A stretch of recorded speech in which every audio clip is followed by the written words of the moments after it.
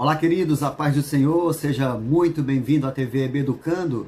Eu sou o pastor Rubens Mendes e no nosso encontro de hoje nós estaremos dando prosseguimento ao primeiro trimestre de 2022. Nesse trimestre nós temos estudado acerca da supremacia das Escrituras, a inspirada, inerrante e infalível palavra de Deus, né? Isso no que diz respeito às lições da CPAD. E hoje, nesse encontro, nós estaremos tratando aí acerca da lição de número 10, a ser ministrada no dia 6 de março de 2022, cujo título é As Profecias Despertam e Trazem Esperança. O texto áureo aqui em Apocalipse, no capítulo 1, verso 3, diz o seguinte: Bem-aventurado aquele que lê e os que ouvem as palavras desta profecia e guardam as coisas que nela estão escritas, porque o tempo está próximo. E a verdade prática diz: as profecias são mensagens que expressam a soberana vontade do Senhor. Elas servem para alertar o povo de Deus, produzindo esperança e confiança nas promessas divinas.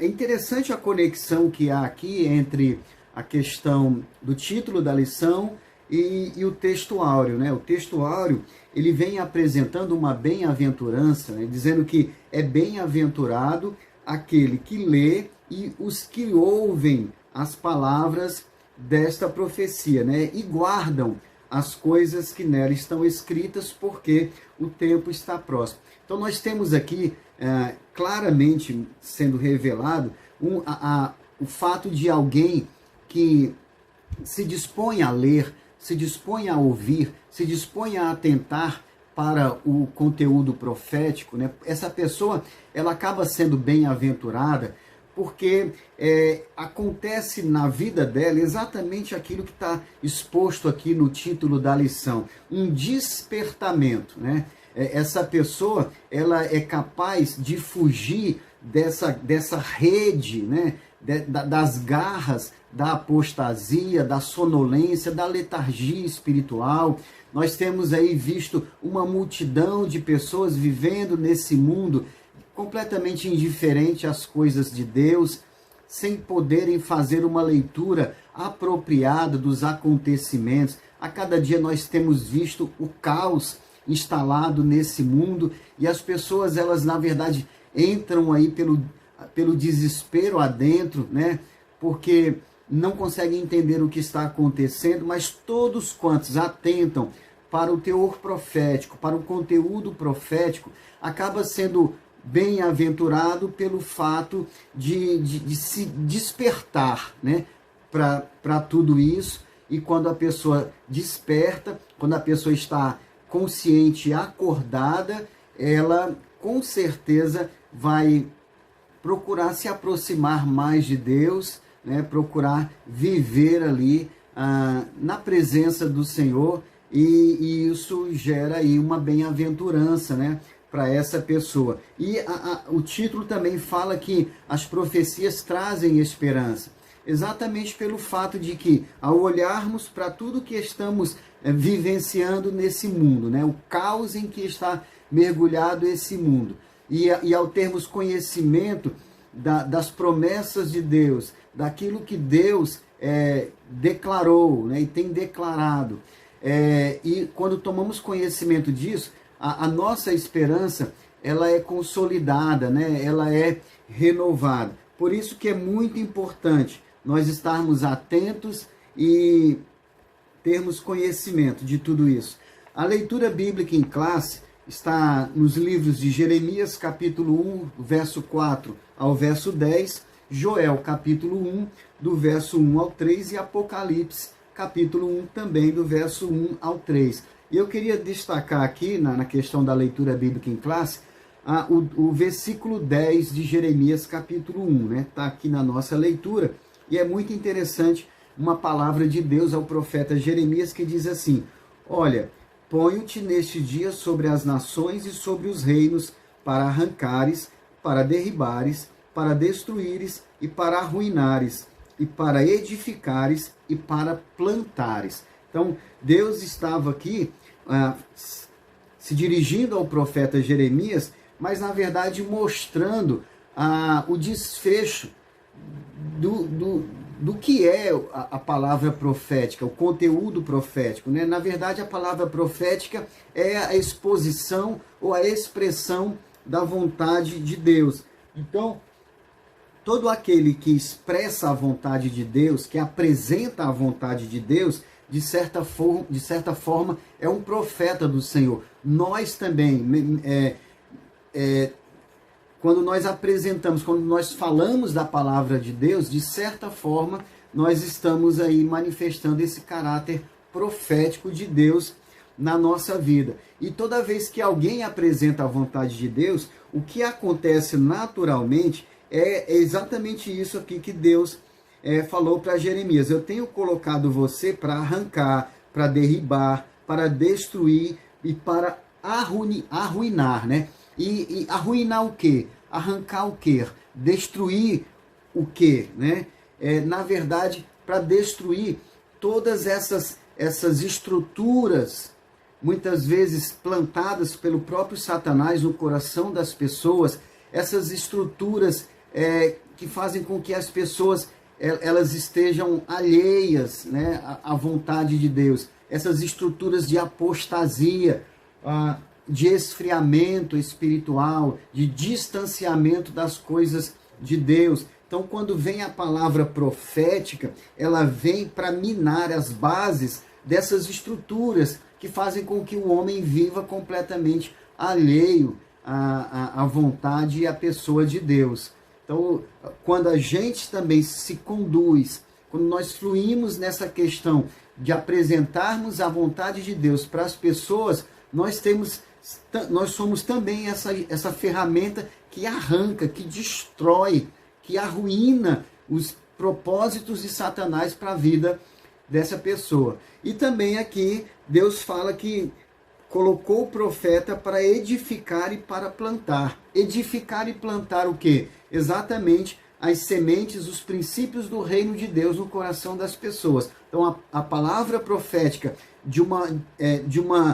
ela flui em duas vias. Numa via, ela destrói as obras desse mundo decaído. E na outra via, ela edifica e planta princípios de Deus, do reino de Deus. Louvado seja o Senhor. Então vamos aqui para a nossa introdução. A introdução ela diz assim: os livros proféticos do Antigo Testamento se dividem em profetas maiores e profetas menores. Nós já estudamos isso aqui, essa composição na lição de número 4, né? Uma lição que falava sobre a estrutura da Bíblia, e nós vimos aí na parte relacionada aos profetas, nós vimos como é que se dá essa divisão, né? Da literatura profética na Bíblia. Claro, isso na Bíblia cristã, né? Na Bíblia cristã que há essa divisão entre profetas maiores e profetas menores. Na Bíblia judaica, lá no conteúdo hebraico, não há essa divisão. Nós temos ali os livros dos profetas maiores, Isaías, Jeremias, Ezequiel, Daniel, mas quando chega na parte dos profetas menores, todos esses livros eles são aglutinados em um volume só, né? Um bloco só. Daí a diferença da quantidade de livros que há na Bíblia hebraica e no nosso Antigo Testamento, né? Nós temos 39 livros, e aí nós temos uma quantidade menor de livros na Bíblia hebraica, mas o conteúdo, tudo que está na hebraica está na Bíblia cristã, na nossa Bíblia. Agora, com relação à divisão de livros, né, a quantidade, existe uma diferença, justamente porque esses 12 livros da Bíblia hebraica estão agrupados em apenas um, entendeu? Então, nós temos aí essa questão dessa divisão no que diz respeito à nossa Bíblia. E é importante também nós frisarmos que essa designação profetas maiores, profetas menores, não diz necessariamente, não está relacionada à questão da envergadura ministerial ou do grau de espiritualidade dos profetas, né? Todos eles estão no mesmo nível, todos eles foram instrumentos de Deus, vasos de Deus, a questão de um ser profeta maior, outro ser considerado profeta menor, está tão somente relacionada à quantidade de escritos, ao volume de escritos, ao tamanho dos livros, né? Então nós sabemos que o livro de Isaías, de Jeremias, de Ezequiel e Daniel são livros que possuem uma quantidade ampla de registros. Já dos outros profetas, uma quantidade menor, tá bom? Então essa designação aí, essa divisão é apenas relacionada à quantidade, ao volume do que eles escreveram, né? Ainda pensando nessas designações aqui, acerca do conteúdo profético, nós temos também aí a questão dos profetas literários e os profetas não literários. Quem são os profetas literários? Foram aqueles que deixaram registros, né? Escreveram livros. Os profetas não literários foram aqueles que foram usados pelo Senhor da mesma forma, mas não deixaram livros escritos. É o caso, por exemplo, de Elias, de Eliseu, de Natã, aquele que confrontou o rei Davi. Nós temos, por exemplo, no Novo Testamento, a questão de Ágabo, né, que foi aquele profeta que alertou a Paulo acerca do que aconteceria com ele quando ele chegasse em Jerusalém. Então nós temos os profetas literários e os profetas não literários. Nós temos também uma outra designação, os profetas pré-exílio e os profetas pós-exílios e também os profetas do exílio. Então nós temos aqueles que profetizaram antes da ida do povo judeu para a Babilônia, nós temos aqueles que profetizaram na ocasião do próprio exílio, né, dentro do exílio, e temos aqueles que profetizaram após o exílio. Temos outra designação, os profetas que falaram para Judá, os profetas que falaram para Israel. Judá, reino do sul, Israel, reino do norte. Temos também 2 profetas que falaram para os assírios, né, para os ninivitas, Jonas e Naum, e nós temos um profeta que teve uma mensagem direcionada aos edomitas, né, que foi o caso de Obadias. Então, é importante a gente ter esse entendimento para que a gente possa se contextualizar na hora de estudarmos, para que a gente não se confunda. Quantas vezes nós estamos estudando, por exemplo, um livro de um profeta, e aí quando a gente passa para um outro profeta, parece que há uma contradição, há uma confusão, mas quando a gente entende que aquele profeta, determinado profeta, escreveu, por exemplo, para Judá, e aquele outro escreveu para Israel, para o reino do norte, aí as coisas vão se encaixar melhor, né? Não vai haver confusão. Mas se nós não tivermos aí esse entendimento, com certeza a gente pode acabar se confundindo. Por que determinado profeta fala isso e aquele está falando já outra coisa? O fato é que um está falando para um povo, o outro está falando para o outro povo. Ok, queridos? Então nós vamos aqui dar prosseguimento. Aqui o tópico 1. O tópico 1 da nossa lição fala sobre os profetas maiores, né? Os profetas e a profecia. A palavra grega profetes significa proclamador e intérprete da revelação divina. No hebraico, a palavra frequentemente usada é nabi, como sendo aquele que declara uma mensagem em nome de Deus. Então, essa é a função principal do profeta. Declarar, anunciar uma mensagem em nome de Deus. É por isso que nós vimos na aula passada a questão da composição, né, dos blocos literários da Bíblia. Nós vimos que lá no Pentateuco, na lei, Deus fala acerca de si. Nós vimos que nos livros históricos Deus fala acerca do homem, em especial da nação de Israel. Nós vimos que na literatura profética, né, nos profetas, Deus fala ao homem, e nos salmos e nos livros poéticos, o homem fala a Deus. Então, nesse caso aqui dos profetas, a gente vê que é o momento em que Deus fala ao homem. E Deus fala ao homem normalmente.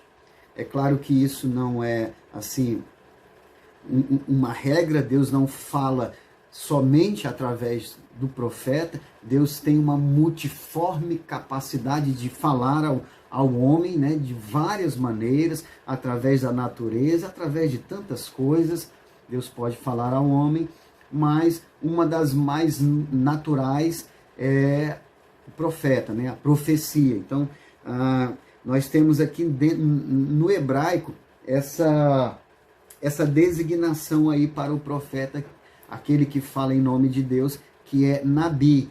E a Bíblia ela nos mostra que a primeira pessoa que recebeu essa designação de Nabi, de profeta, foi Abraão, né? Lá em Gênesis, no capítulo 20, no verso 7, quando Abraão chega ali com sua esposa Sara, em Gerar, né? A Sara era muito bonita, e eles combinaram de dizerem para aquele povo que eles eram irmãos. Então Abimeleque, o rei de Gerar, quando viu Sara, né, por conta da beleza de Sara, Abimeleque a tomou para si, para ser sua esposa. E aí Deus então se revela a Abimeleque, ao rei, dizendo, olha, não faça nada com essa mulher, porque ela tem marido, né? E houve toda aquela questão ali, mas ele disse que era irmão, né?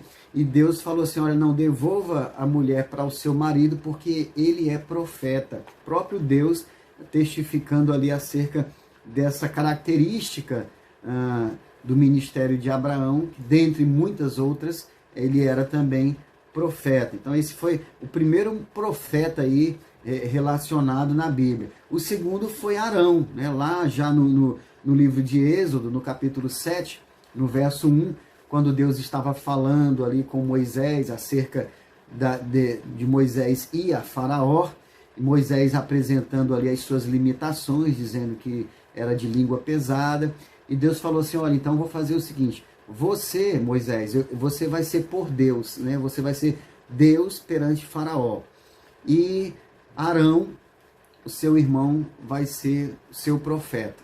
Então esse é o segundo momento na Bíblia onde aparece esse termo profeta, que no hebraico é Nabi, ok, meus queridos?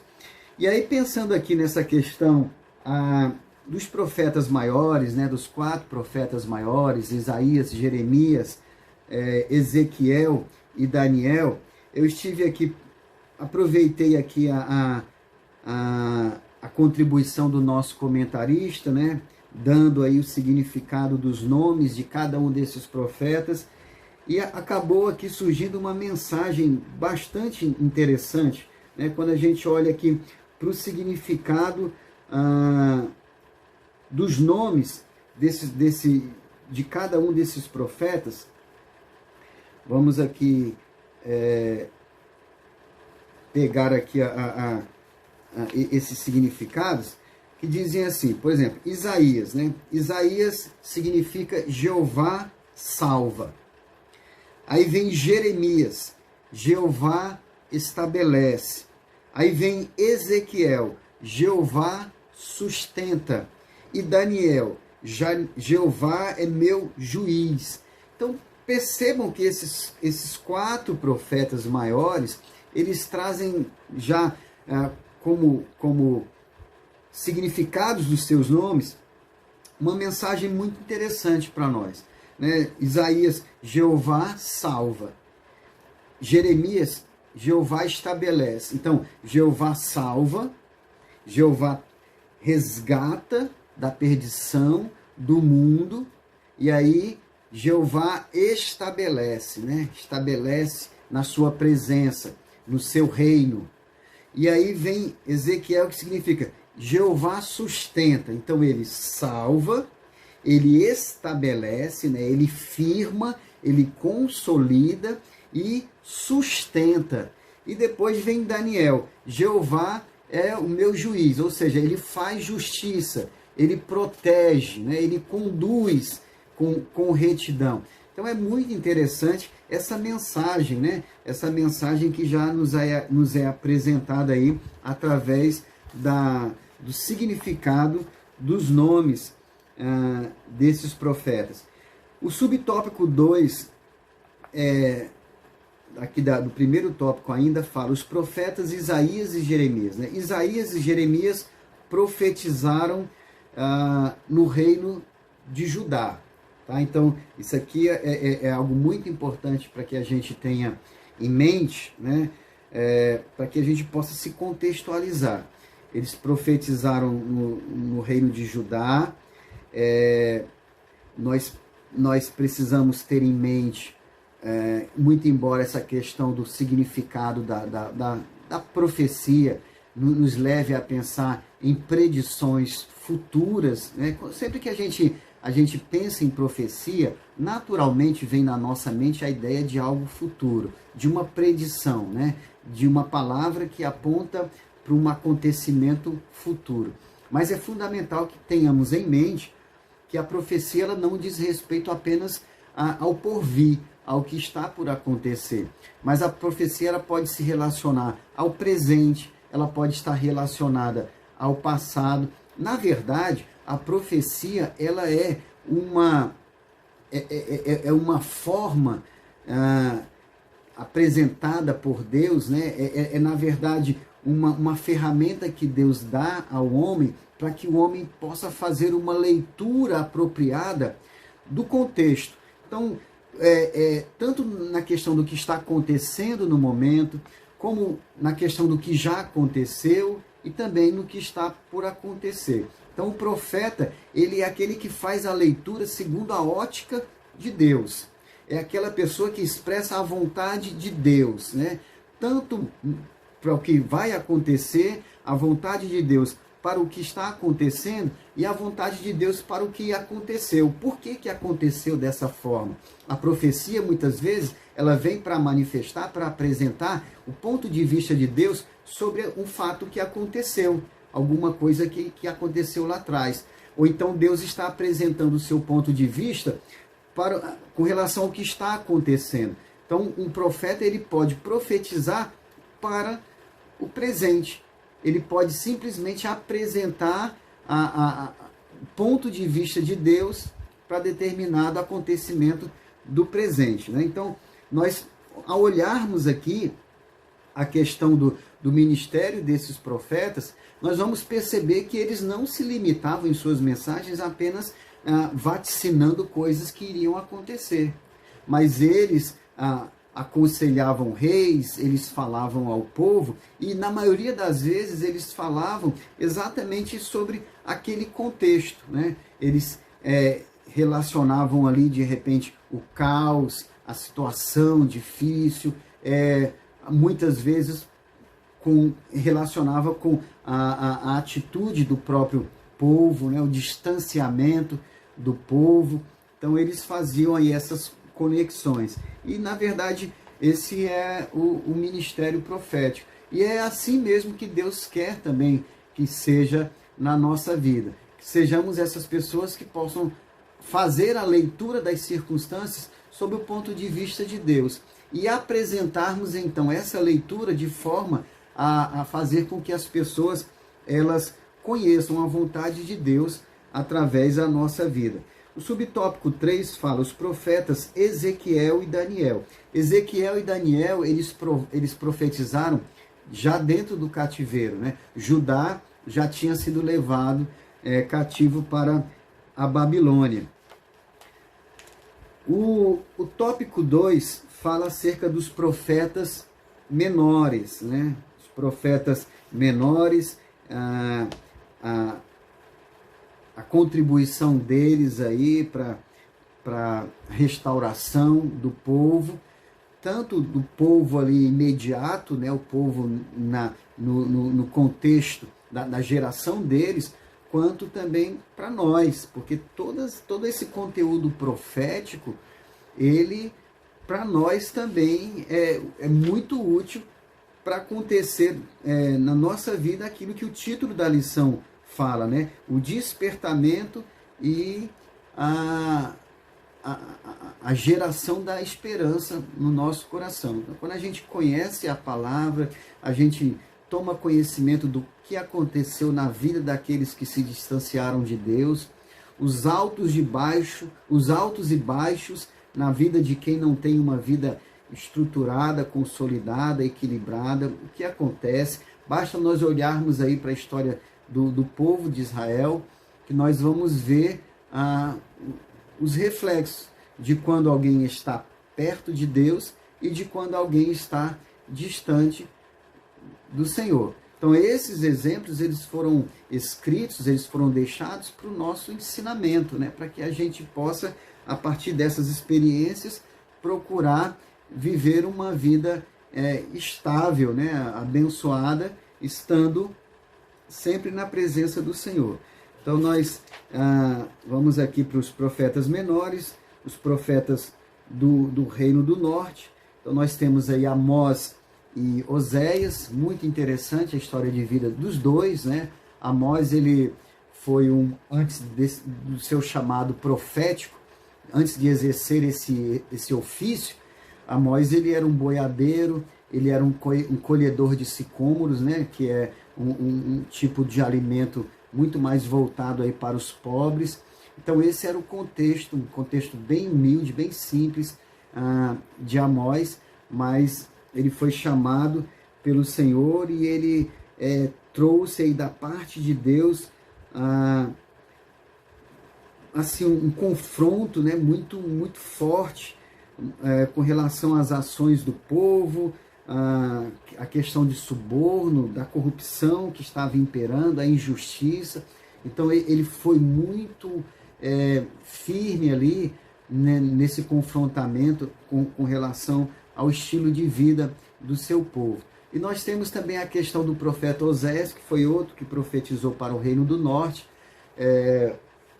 uma história de vida muito sofrida, né? Oséias, ele precisou casar, ele teve que casar com uma prostituta chamada Gomer, justamente através desse ato, desse gesto, isso na verdade apresentava uma mensagem para o povo, né? Quando o profeta ele se casa com a prostituta, e isso estava fazendo referência aí à prática do povo de Israel com relação às outras nações, né? O envolvimento de Israel com outras nações, indo diretamente na contramão do que Deus havia dito, né? Para que eles não se envolvessem com outros povos. Nós temos aqui os profetas, estamos falando dos profetas menores, né? Os profetas pré-exílio, os profetas de Judá pré-exílio são 4. Joel, que pregou o arrependimento e também foi aquele instrumento de Deus para anunciar aí o derramamento do Espírito Santo, né? Que aconteceu naquele dia de Pentecostes. Na verdade, foi vaticinado, foi anteriormente apresentado por Joel, lá no seu livro, capítulo 2, no verso 28, derramamento do Espírito Santo. Nós temos o profeta Miqueias, que denunciou a falsa espiritualidade, aquela espiritualidade, né, que apenas tinha aparência, mas não tinha conteúdo, não tinha profundidade. Ele anunciou a destruição de Jerusalém, o cativeiro babilônico. Temos também aqui um outro profeta muito conhecido, muito amado, né, que é o profeta Abacuque, que viveu assim uma vida de uma intercessão intensa no sentido de buscar o avivamento de Deus para o seu povo. Abacuque, ele clamou intensamente, né, pedindo para o Senhor: aviva a tua obra, Senhor, no meio dos anos. Inclusive, ele, consciente de que Deus estava irado com o seu povo, ele diz para Deus: Senhor, na tua ira, lembra-te da tua misericórdia, né? E aviva o teu povo, muda esse quadro. E ele também previu a questão da invasão dos caldeus em Judá, né? no povo de Judá. E ele nos deixou aquele cântico maravilhoso, né? Que é muito inspirador e que muitas vezes nos traz alento, quando Abacuque, ele vendo tudo contrário à sua vontade, tudo caminhando na contramão do que ele desejava para o seu povo.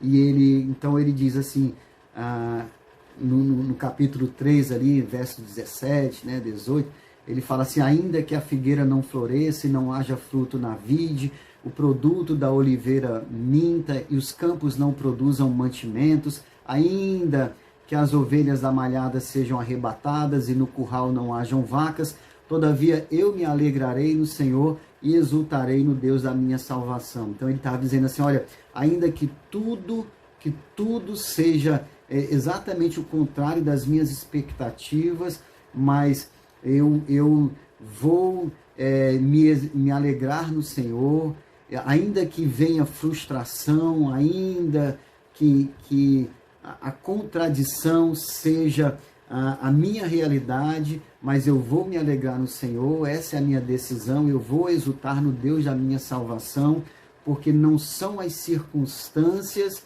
que, na verdade, vão fazer a diferença na minha vida, mas sim o meu posicionamento diante delas, as minhas expectativas em Deus, a minha confiança no Senhor é que vai me sustentar, né? Então é muito interessante essa postura de Abacuque e contribui bastante, né, para a nossa vida aí, principalmente nos momentos de frustração, quando nós geramos expectativas e elas não se realizam da forma como nós esperamos.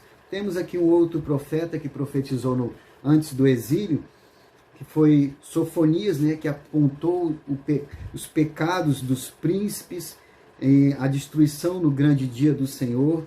Então são homens que foram profundamente usados por Deus. Aí nós temos aqui no subtópico 3 os profetas pós-exílio, já profetas após o retorno, né, do povo judeu da Babilônia para a sua terra. Os profetas de Judá pós-exílio são 3. Ageu, que ele é o famoso autor, né, daquela frase lá, claro, inspirado pelo Senhor, uma palavra profética, que dizia que a glória da segunda casa, né, é maior do que a da primeira, mostrando aí a renovação, a transformação da realidade que Deus estaria operando na vida do seu povo, e também isso acaba sendo uma realidade na nossa vida. Todas as vezes que nós nos dispomos a buscar mais ao Senhor, a nos envolver mais com o Senhor, a glória que virá a partir desse nosso posicionamento será maior do que a glória de até então, né? Então é muito bom a cada dia nós buscarmos mais o Senhor, nós procurarmos hoje sermos servos de Deus melhores do que ontem e amanhã servos de Deus melhores do que hoje. Nessa dinâmica, nós vamos vendo a glória da segunda casa sempre sendo maior e melhor do que a da primeira. Temos também a questão do profeta Zacarias, né, que animou o povo aí a concluir o templo, e também nos deixou aquela famosa frase: não por força e nem por violência, mas pelo meu espírito, né, diz o Senhor, mostrando que, na verdade, o reino de Deus, ele deve ter como tônica ali das nossas ações a voluntariedade, né, o desejo mesmo voluntário de fazer, e não por força, né, mas de coração. Nós temos o profeta Malaquias, né, que é o último já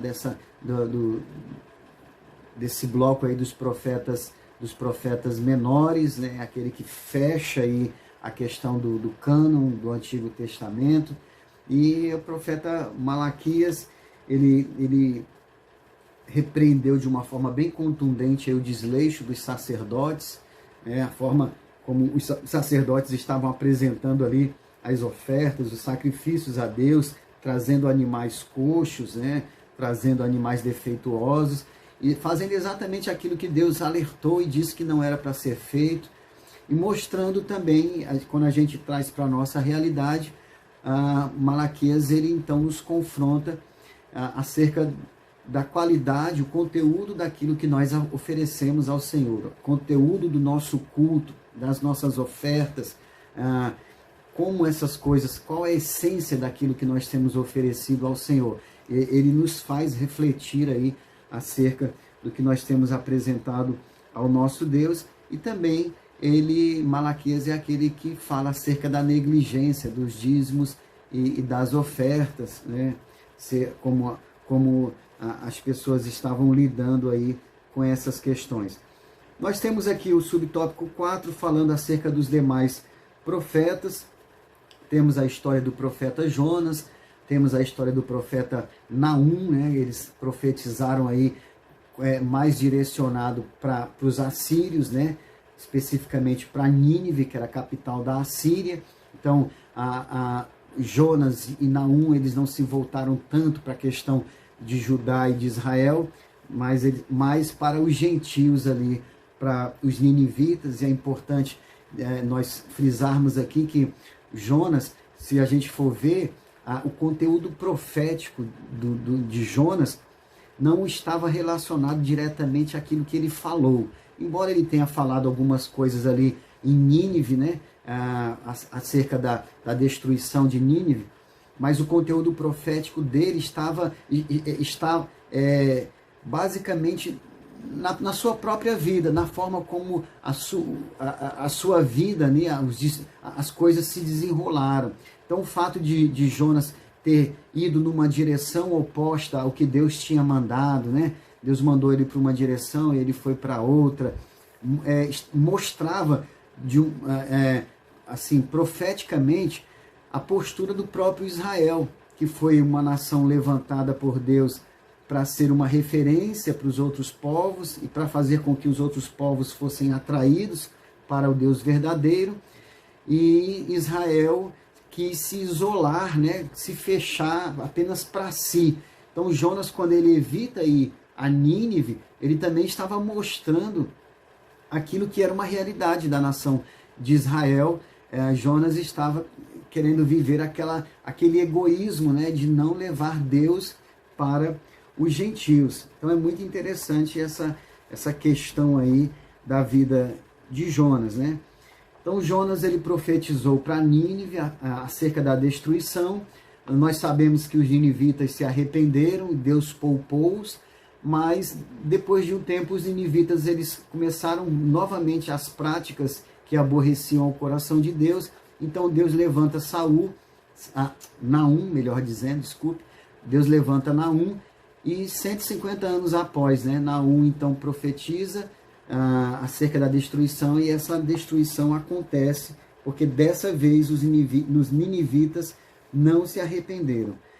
E temos aqui também um outro profeta que nós comentamos no início, o profeta Obadias, que ele não profetizou diretamente para Judá ou Israel, mas profetizou para os edomitas, né, que eram os descendentes aí de Esaú, e que os edomitas aborreceram muito a Deus quando eles não favoreceram aí o povo de Israel, que eles eram para favorecer, para ajudar Israel, porque eles eram, na verdade, de um mesmo tronco, né, de uma mesma origem. Israel era de Jacó, os edomitas de Esaú. Jacó e Esaú eram irmãos, então os edomitas, de certa forma, eles eram para apoiar ali os israelitas. Não fizeram. Obadias profetizou ali acerca da soberba deles, e o fato é que os edomitas foram banidos, né?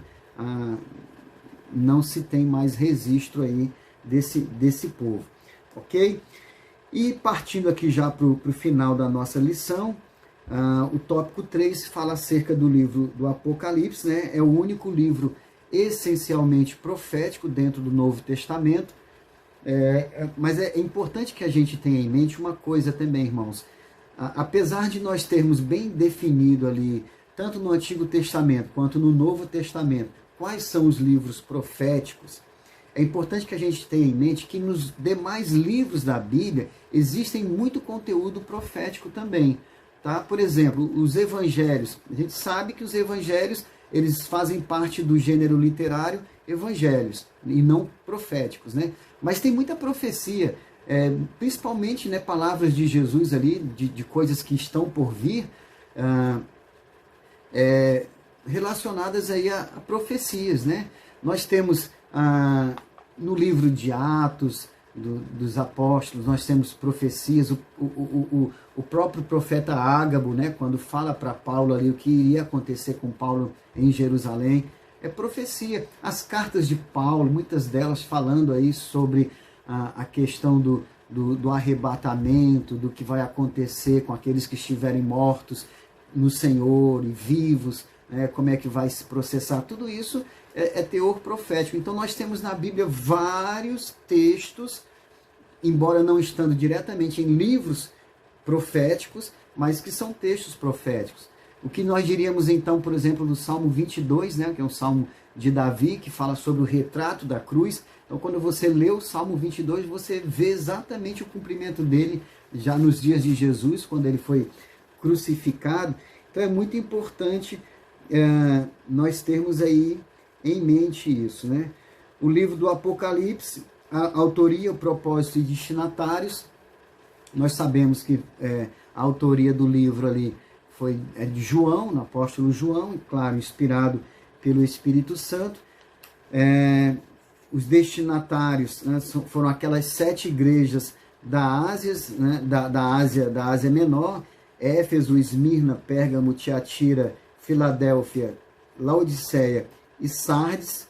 A gente percebe aí que, muito embora o conteúdo profético de Apocalipse tenha sido direcionado em um primeiro momento para essas igrejas, irmãos, quando a gente olha como nós observamos uma identificação daquelas igrejas lá da Ásia Menor com as igrejas desses nossos dias, né? Aquelas coisas que Jesus pontuou ali, comportamentos e tantas outras coisas, como nós percebemos isso atualmente. Então, tudo isso tem muito a ver também com a nossa realidade, né? Então, é muito importante aí nós bebermos dessa fonte e sabermos, né, exatamente o que Jesus rejeita. O próprio Senhor ele deu a dica, né, para aquelas igrejas do que ele aprovava e do que ele reprovava. Então o que cabe a nós é atentarmos para isso e procurarmos seguir os passos da aprovação do Senhor e rejeitarmos aquilo que o Senhor já declaradamente mostrou que ele reprova, né? E aquilo ali que Jesus deixou para as igrejas da Ásia, através de João, está tanto relacionado com a igreja no sentido coletivo, quanto ao crente no sentido individual, né? Então, para a nossa própria individualidade, a gente pode sim aprender muito aí nessas cartas aos anjos das igrejas da Ásia, tá bom? Queridos, que Deus abençoe, nós vamos ficando por aqui, até o nosso próximo encontro, e relembro a vocês para que nos ajude aí curtindo, comentando, compartilhando, se inscrevendo no nosso canal, ok? Forte abraço, até o nosso próximo encontro.